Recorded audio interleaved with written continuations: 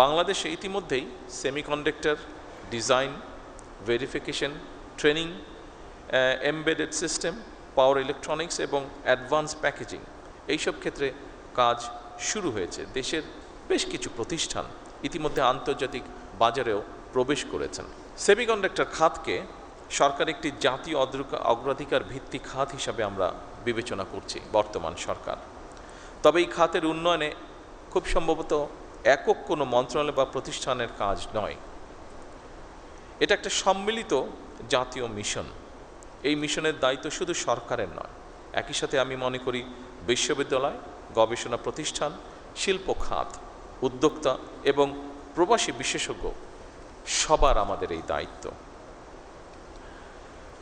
এবং সেই লক্ষ্য পূরণের জন্য বর্তমান সরকার বিশেষ করে সেমিকন্ডাক্টর শিল্পকে এগিয়ে নিতে চলতি বাজেটে, যা আপনারা রেহানের বক্তব্য থেকে এরই মধ্যে শুনেছেন, চলতি বাজেটে এই শিল্পের সঙ্গে জড়িতদের চাহিদা অনুযায়ী এই সেক্টরে যারা ইনভলভ আছেন তারা আমাদের সাথে কথা বলেছিলেন এবং তাদের প্রতি সম্মান রেখে এবং এই সেক্টরটাকে এগিয়ে নিয়ে যাবার জন্য আমরা চেষ্টা করেছি। রেইনবো অ্যাক্রোপ্লাস্টে অ্যাক্রিলিক এমালশন থাকায় মুছে ফেলা যায় যে কোনো দাগ সহজেই। Rainbow paints, colour of joy. এই সেক্টরকে কিভাবে সামনে এগিয়ে নেওয়া যায় তার জন্য আমরা কতগুলো পদক্ষেপ গ্রহণ করেছি। বিশেষ করে এই বাজেটে সেমিকন্ডাক্টর শিল্প তৈরির সকল কাঁচামালের উপরে সব ধরনের ট্যাক্স বা শুল্ক প্রত্যাহার করা হয়েছে। সেমিকন্ডাক্টর ডিজাইন সার্ভিসে রফতানি আয়ের উপরে নগদ ইনসেন্টিভ বা প্রণোদনা চালুর উদ্যোগও নেওয়া হয়েছে। একই সঙ্গে নতুন উদ্যোক্তা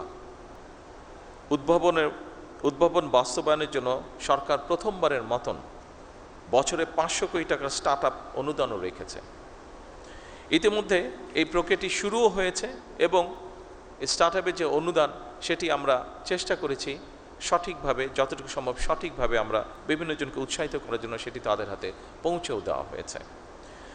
উপস্থিত সকল সম্মানিত সুধীবৃন্দ, আজকের এই সামিটে আমি আবারও নিশ্চিত করতে চাই আপনাদের কাছে, বর্তমান সরকার ইতিমধ্যেই সেমিকন্ডাক্টর শিল্পের জন্য ব্যবসা বান্ধব তৈরিতে, পরিবেশ তৈরিতে সর্বাত্মক পরিকল্পনার বাস্তবায়নের কাজ শুরু করেছে। বিনিয়োগ বান্ধব নীতি, কর সুবিধা, বন্ডের সুবিধা প্রদান এবং বিশেষায়িত অবকাঠামো নিশ্চিত করতে সরকার প্রতিনিয়ত চেষ্টা করছে কাজ করার জন্য। বিদ্যমান যে সকল হাইটেক পার্ক আছে এগুলোকে আধুনিকরণের পাশাপাশি একটি বায়োটেক পার্ক নির্মাণেরও পরিকল্পনা আমরা করছি। যারা বাংলাদেশে সেমিকন্ডাক্টর ইন্ডাস্ট্রির সঙ্গে যুক্ত আছেন, আপনারা সম্প্রতি মালয়েশিয়া, দক্ষিণ কোরিয়া এবং আমেরিকায় রোড শো আয়োজন করেছেন।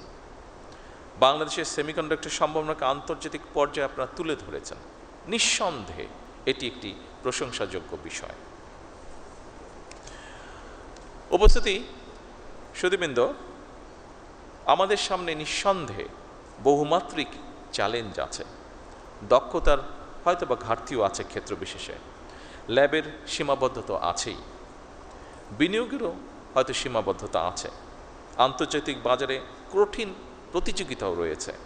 তবে সকল সীমাবদ্ধতাকে অতিক্রম করে এগিয়ে যাওয়ার অদম্য ইচ্ছাই কিন্তু আমাদের রয়েছে। আমি আজকের এই অনুষ্ঠানে এতটুকু আপনাদেরকে বলতে চাই, আমার সরকারের অবস্থান থেকে আপনাদের সেই অদম্য ইচ্ছাকে কাঙ্ক্ষিত লক্ষ্যে পৌঁছে দেবার জন্য সাধ্য এবং সামর্থ্যের সবটুকু দিয়ে ইনশাল্লাহ বর্তমান সরকার আপনাদের পাশে রয়েছে এবং থাকবে। সীমাবদ্ধতা, প্রতিকূলতা এবং নানা প্রতিবন্ধকতা পেরিয়েই বাংলাদেশ বর্তমানে কৃষি, পোশাক শিল্প, প্রবাসী আয় এবং ডিজিটাল সেবায় সফলতা দেখিয়েছে। আমাদের মেধাবী, তারুণ্য, দক্ষ এবং উদ্যমী জনশক্তির উদ্ভাবনী শক্তির উপরে ভর করে পোশাক শিল্পের পরে, যেটি আমি দৃঢ়ভাবে বিশ্বাস করি, পোশাক শিল্পের পরে সেমিকন্ডাক্টর শিল্পই হতে পারে বাংলাদেশের জন্য আরেকটি সম্ভাবনায় অর্থনৈতিক গন্তব্য।